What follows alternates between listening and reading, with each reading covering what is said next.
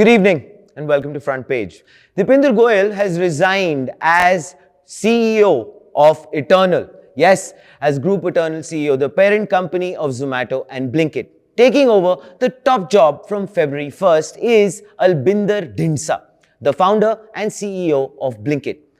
Goyal will remain vice chairman and board member subject to shareholder approval. This is definitely not a sudden exit. This is a deliberate handover of power. In a letter to shareholders, Goyal made his reasoning clear. He wants to pursue high-risk experimental ideas that don't belong inside a listed public company. He says Eternal needs focus, discipline, predictable execution, and India's public markets demand singular attention from a CEO. So instead of splitting time, he's stepping back from day-to-day control, which means Eternal gets operational clarity. Goyal gets intellectual freedom.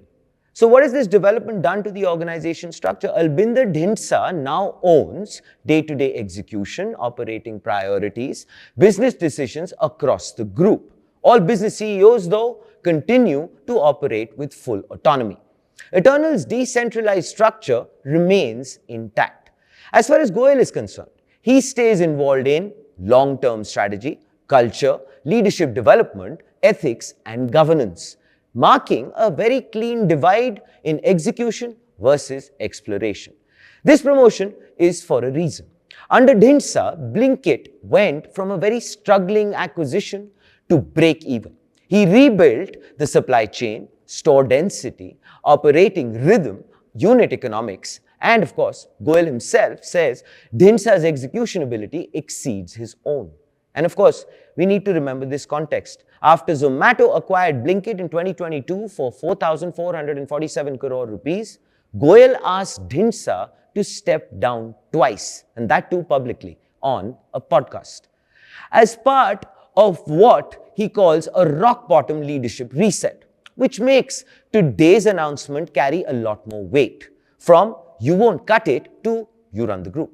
Blinkit is now officially Eternal's largest growth engine. Albinder's top priority, quick commerce, is the growth narrative. Zomato is stable. Blinkit is aggressive.